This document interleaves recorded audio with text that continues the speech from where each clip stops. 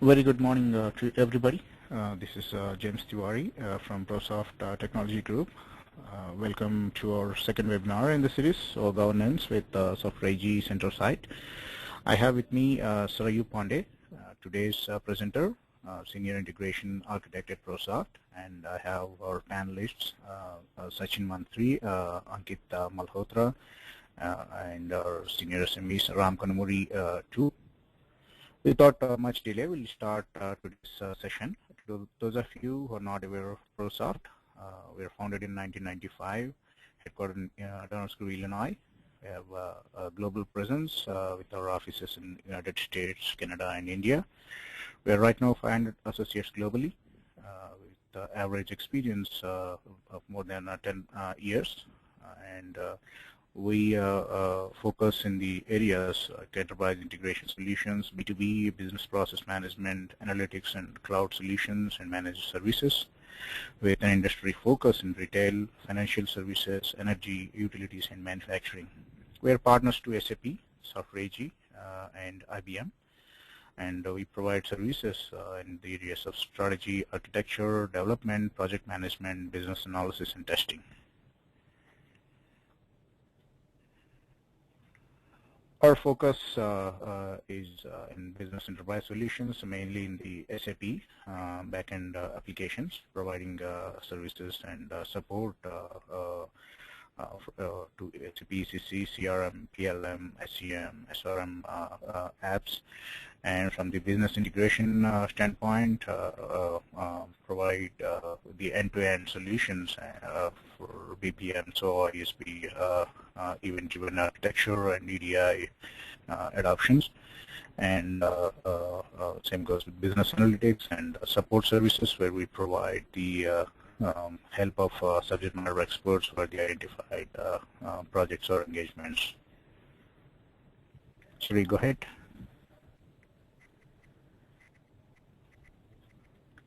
These are our technology partnerships and our customers. Go ahead, please. When it comes to web methods, our key differentiators would be our oldest partners to web methods. Sorry, the earlier slide, please. Yep.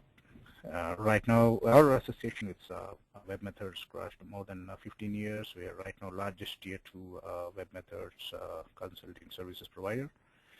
The proven track record in SOA, ESB reference architecture, and the upgrade standpoint.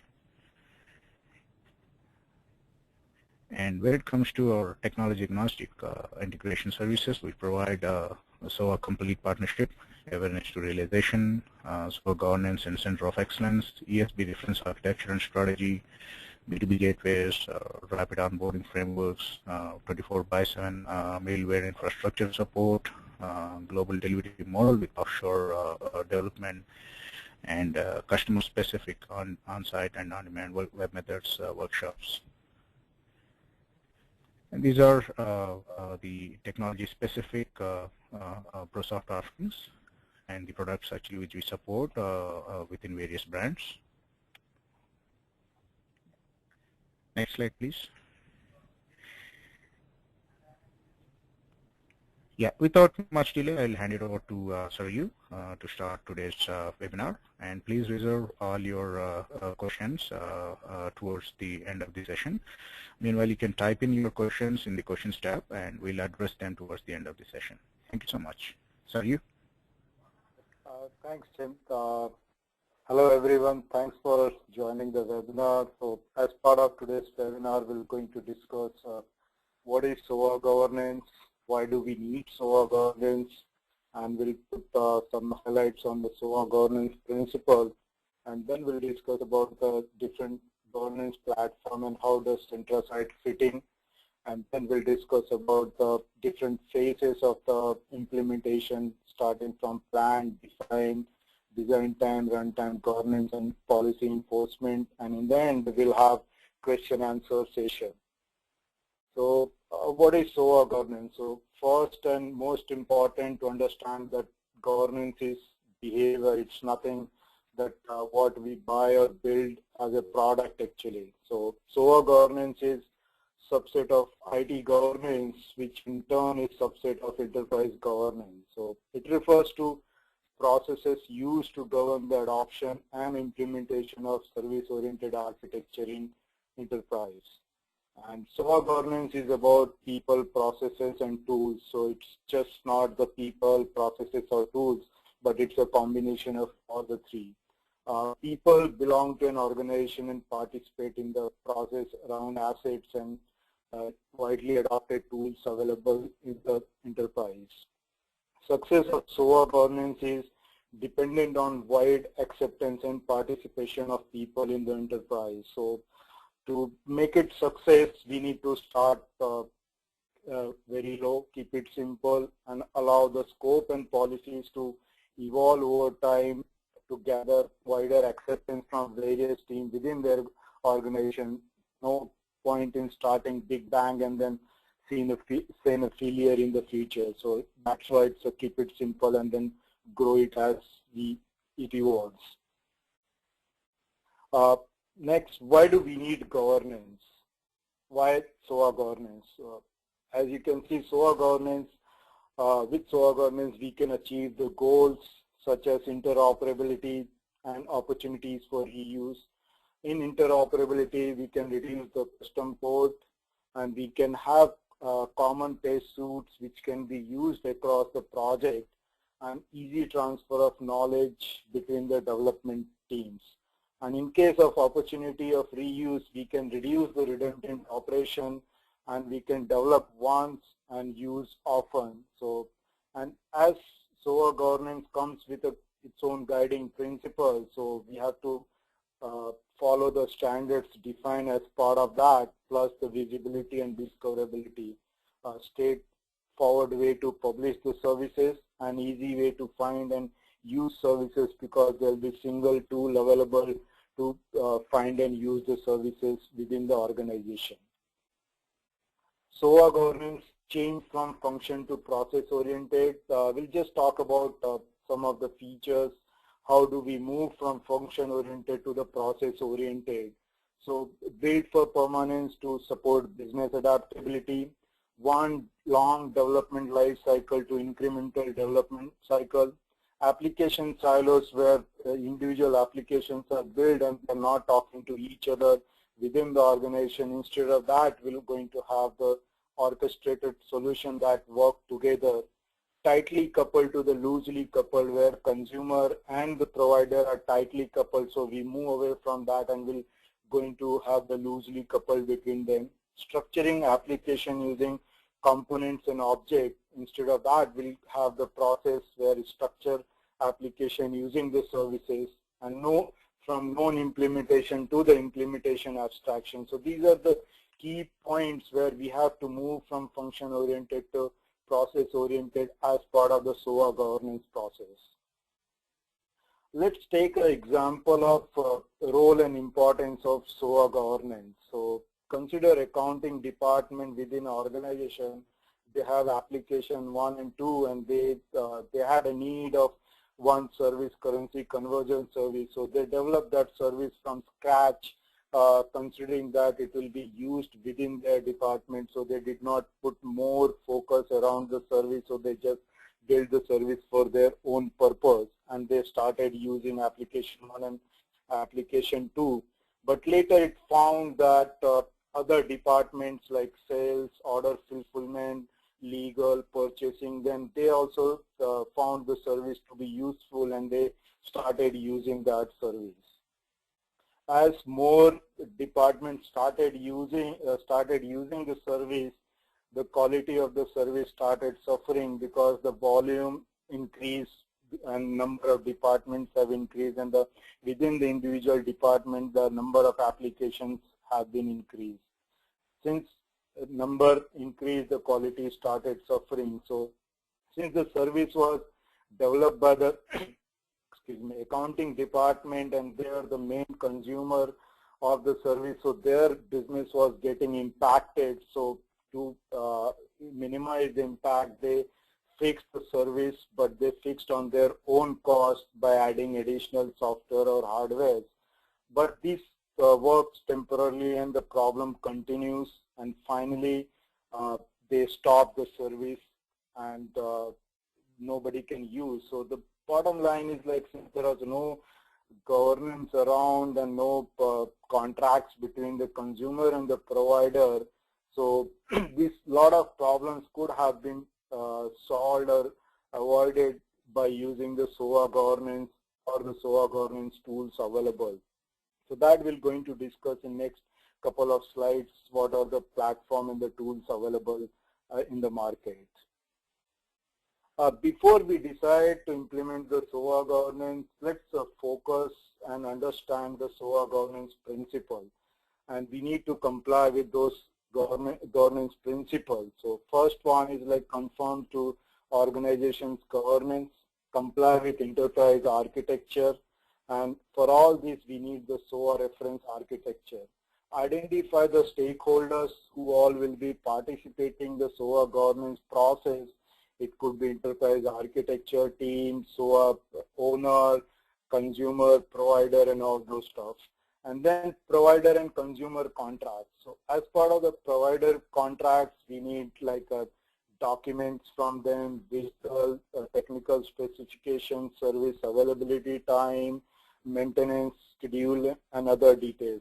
And as part of the consumer contracts, we need to know how many threads, how many times they'll be using their volume, their contact persons, and all those details, so that the contracts can be made and it can be shared with within the provider and the consumer community.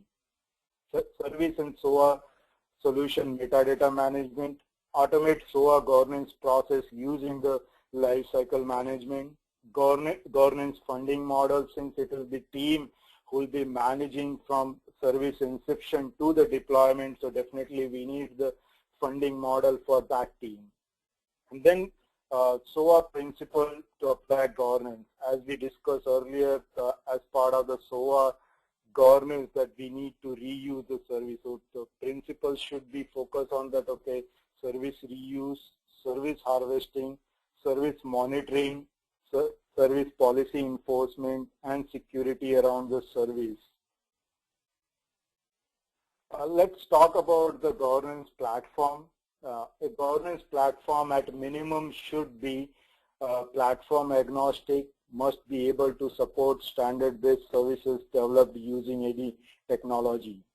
Product must have a metadata repository that can store service metadata along with service association to provide impact analysis. Product must have silent features such as service discovery, service versioning, policy management, performance tracking, and reporting.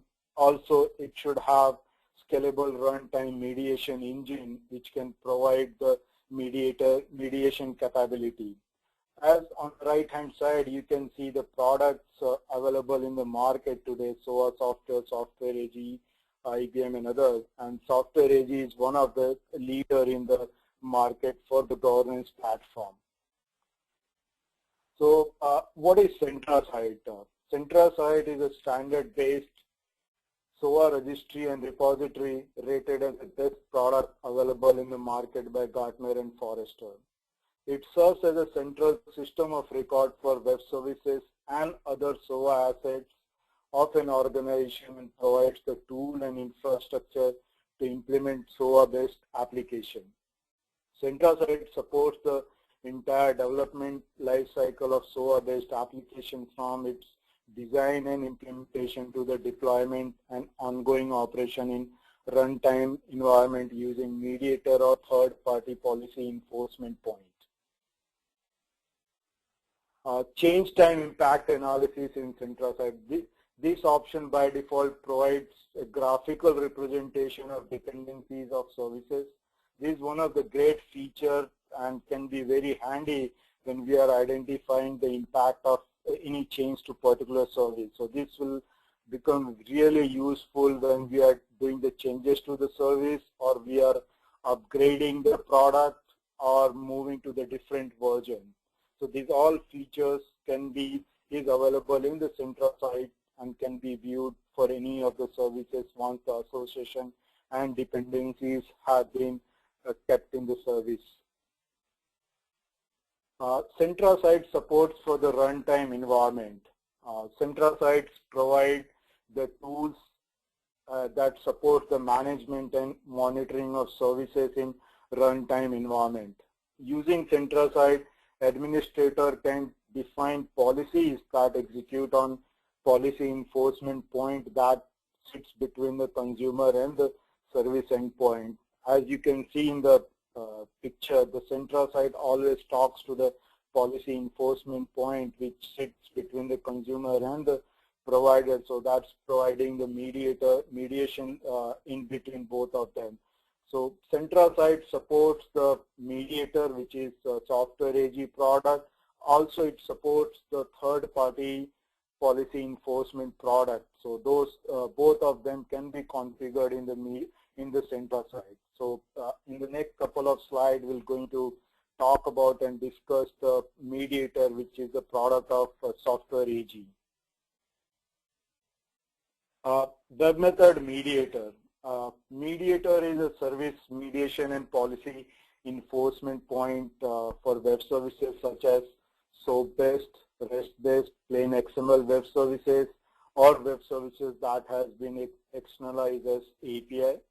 Mediator is delivered as a package called WM Mediator and runs on integration server platform. It provides an infrastructure for runtime enforcement of service policies that are defined and managed in Centra site. So all the policies, enforcement, design time, everything will be managed, but it will be deployed on the mediator for capturing the data.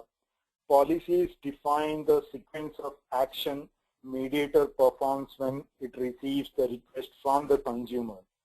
And actions, these are some of the actions which can be configured in the mediator. The security action, such as authenticate and authorize the service consumer, enforce the use of SSL, enforce the basic authentication, and so on and so on. The logging action, log the request and response messages in the log file, audit log, or in the database. Data validation action, validate the request or response messages against the visitor schema. Performance monitoring action, service availability, average response time, fault count, request count. So these are some of the actions. There are more actions within the individual categories, and they can be configured as part of the runtime policies. We'll continue with the method mediator. Through service virtualization, mediator serves as intermediary between the service consumer and the service provider, thereby providing a layer of abstraction between the consumer and the provider. So virtual service, it's just the enhanced copy of service provider's web service and act as a consumer-facing proxy and can be configured in Centra site, and it will be deployed them into the mediator. As you can see, mediator provides several important capabilities to your SOA system, such as service virtualization, loose coupling between consumer and providers, monitoring of runtime events and performance metrics as we discussed in previous slide. It also supports the message transformation, pre-processing and post-processing. So message transformation such as like you receive the request from consumer in HTTP and you want to pass it as a HTTPS call to the provider, and in between you want to transform using XSLT, so that can be done in the mediator. Pre-processing where you can call some web service running or the integration service running on the integration server before you pass the request to the provider. Post-processing, again you can do the transformation or you can call another service before sending the request back to the consumer. Plus it also supports the protocol transformation as well. Plus it also does like a error handling. Instead of sending the provider's error messages, you can define the global error message which will be sent to the consumer whenever there is an error received from the provider side. Policy enforcement, we discussed the runtime policies and actions related to that. Consumer provisioning, where we can define the consumers who will be accessing the services on the provider side. So if you recollect, one of the issues we have discussed in the with the services for the accounting department, where consumer provisioning was not there. So anyone could have access to service, but with the consumer provisioning, we can define who all can access the service based on the IP address, SSL protocol, or other means, so that we can restrict the number of consumers who can access the service. Seamless integration with the Centra side, so always mediator collects the data, runtime data, performance metrics, but it sends the data back to the Centra side so that it will be visible to the user about the performance related. Plus, it supports the clustering. So if there is a requirement for more than one mediator, it can be clustered using the third part. It can be clustered as we can do the integration server. Let's discuss about the different phases of Centra site implementation, starting with plan, define, and other aspects. Plan and define. So first and important is establish SOA infrastructure, like understand deployment architecture and create a deployment architecture, capacity and availability of design time governance, capacity planning and scalability design time for runtime governance during mediation. So what are the requirements for the mediation, whether required or not, and based on that, how many mediators required and their capacity planning. In the define phase, we need to start with defining the organization, such as the consumer department, provider organization, administration, SOA governance administration, approval and review groups, approval from enterprise architecture, QA group, and SOA group, or the operation change management, and there could be review groups also who can review the services and their artifacts before the service lifecycle management could move to the next state. SOA asset types, by default, Centra sites comes with almost 40 to 50 asset types, such as services, REST services, XML services, virtual services. You can have IS services, IS connection, database connections, so and so. So these are the by default out of the box asset types which comes part of the product. But if there is a requirement to define the custom asset types for an organization, then that can be done as part of the SOA asset types, and they can be defined in the Centra site. Determine the life cycle states.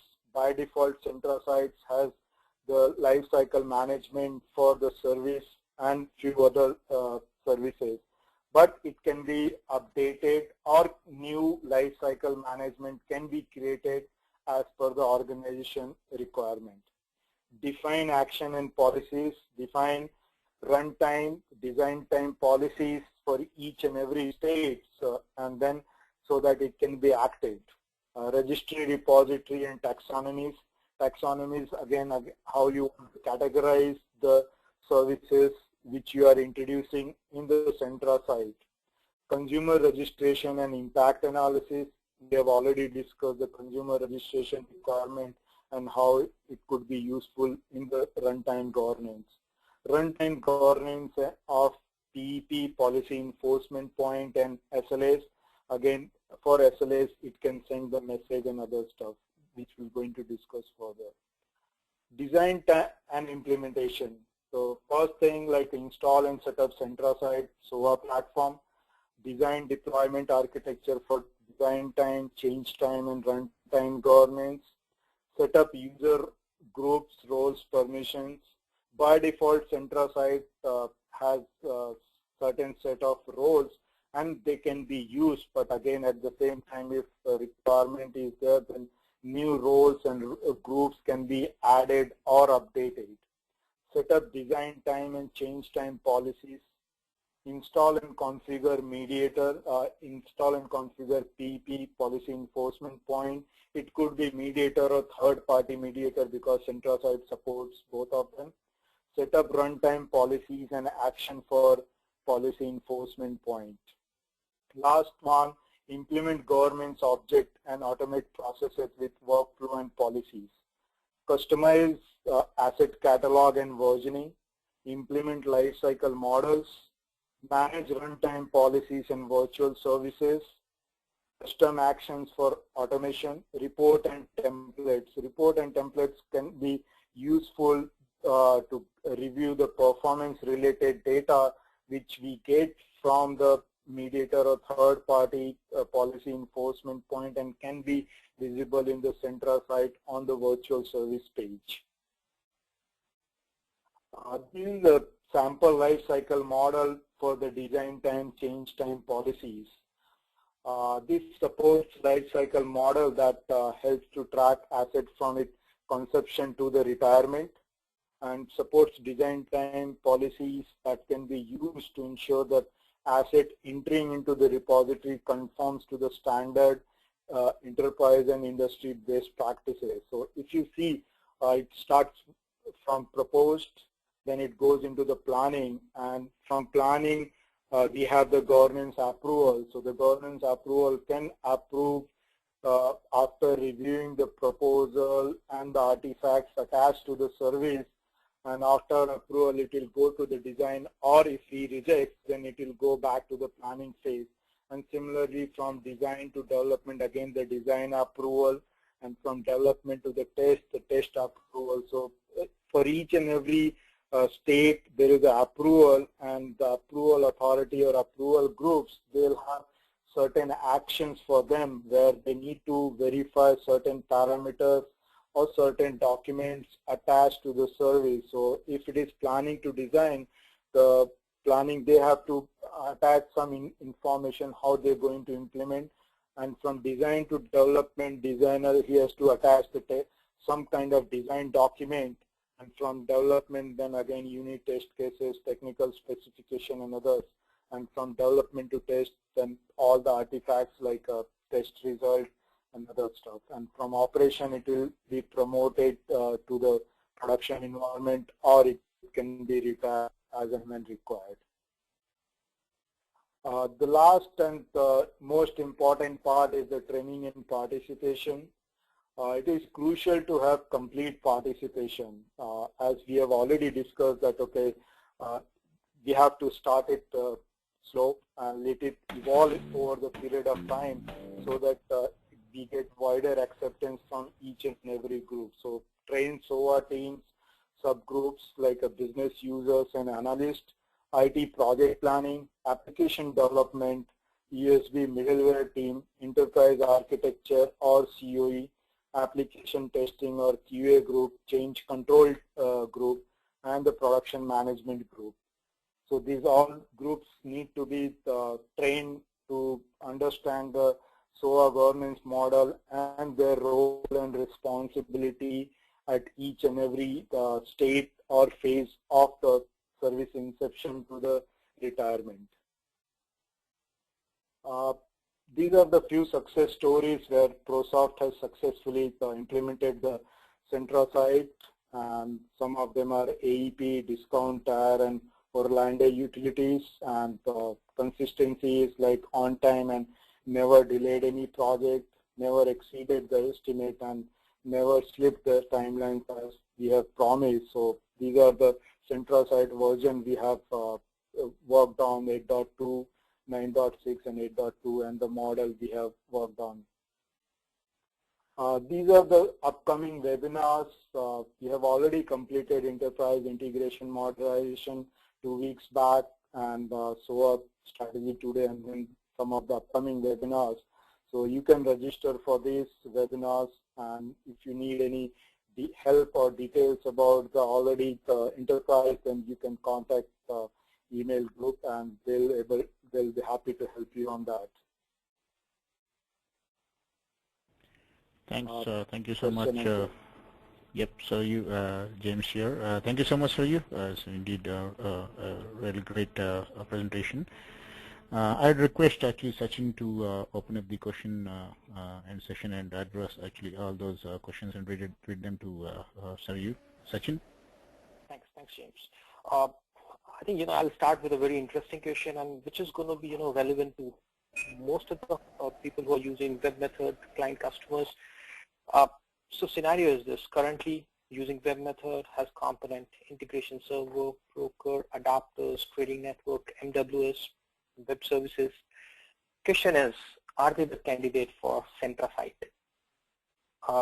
They should be using it. What is the process to evaluate that they are the candidate? You want to take it up? Yeah, you mean to say the services related to them? Yes, if you are talking about the assets, just they can be configured into the Centrasite, and they can have their own life cycle management for them. Yes, but evaluation part can be done. So I will request our panelists to add on to this.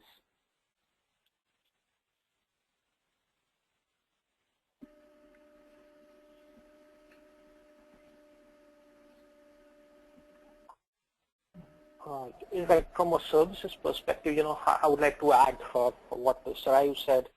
So when we are evaluating that Centrasite is a good fit for that particular environment, we go through a planned exercise and assessment around it, and it's different for each environment. One environment may be in a very initial phase of the maturity, of one environment need a maturity at a level 3 or 4. So based on study and the assessment, we come up with a plan. So more details can be worked out when the assessment is done.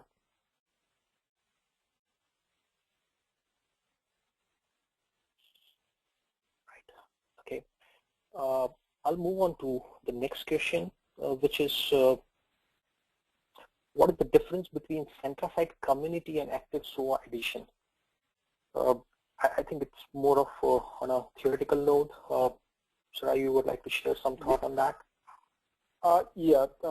See, the Centrasite community edition is mainly for if somebody want to just understand and they want to play around with the Centrasite, they can request the Centrasite community edition from the Empower side, but that will not have all the features which comes as part of the Centrasite license version. And Active SOA is mainly the prior to 9.x version, so that used to be called as Active SOA edition. But again, that will not have everything as compared to the license version.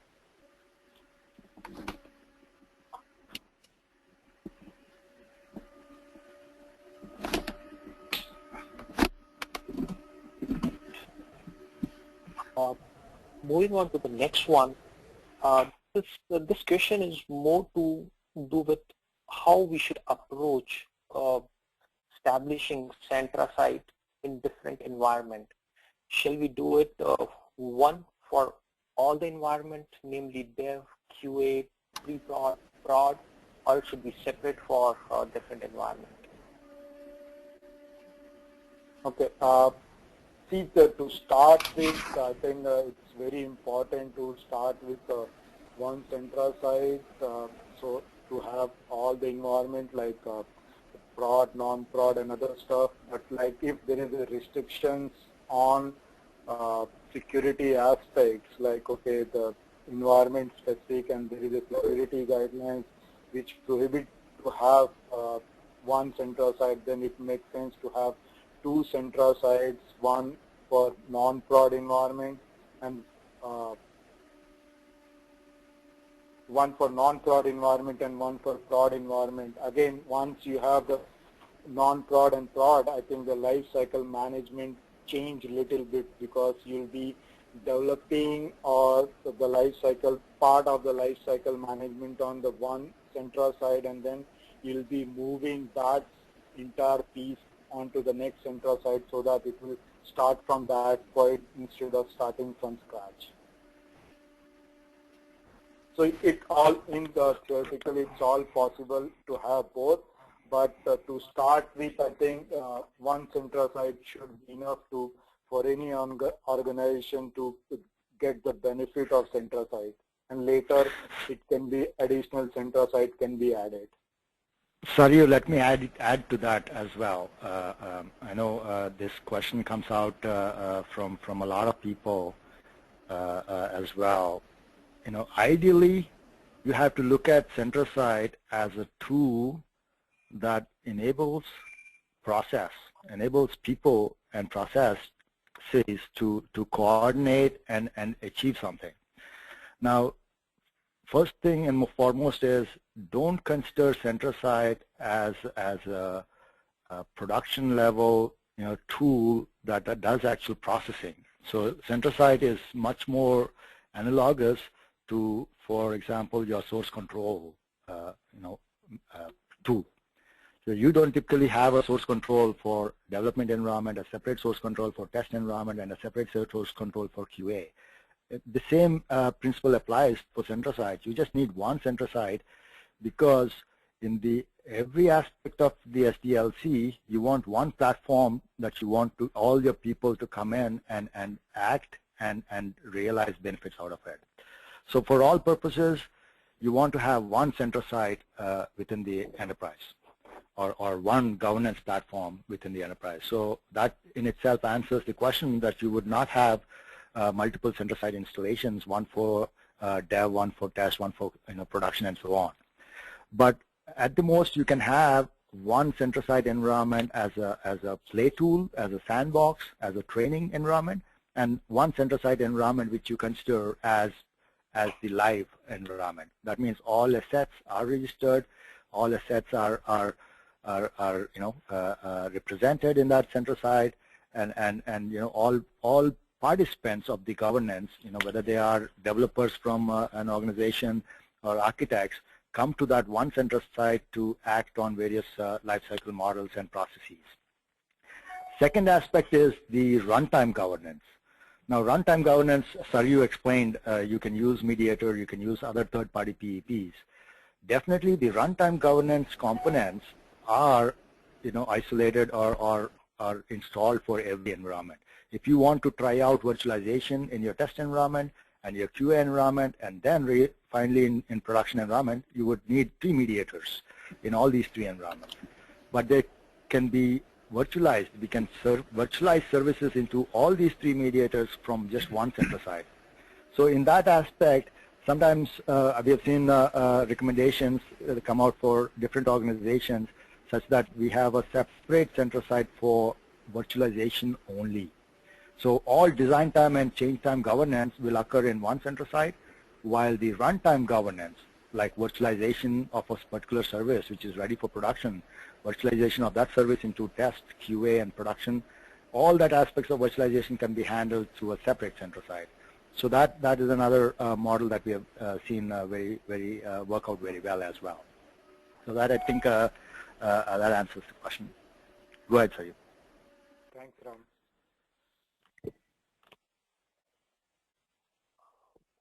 So we have a next one, and it's the topic which we just spoke about, the mediator. So it's an interesting question in terms of like where does it fit in and how does it looks like from a licensing perspective, especially the mediator component. See, the mediator, as we discussed, it's the method provided as a package actually, and it runs on the integration server platform. So best fit would be like the tier where your integration server resides. But there are like questions whether should we have mediator in our DMZ zone. I would say no, because even the integration server installed in DMZ zone does not have anything except just routing. It's just getting the data request and routing to the your third tier or the integration server which is in your network. So your mediator would be where your actual logic or the business integration server is residing in same place your mediator should be. Thanks, Shreyu. That's it from the question side. We have so James, that's it on the question and answers. Thanks, Sachin. Yeah, everybody, thank you so much for your participation in today's webinar. I'll send out thanks note shortly. If you have any additional questions, you can reply to the email and place your questions. And rest everything, I'll look forward to see you soon in our next webinar. Thank you so much.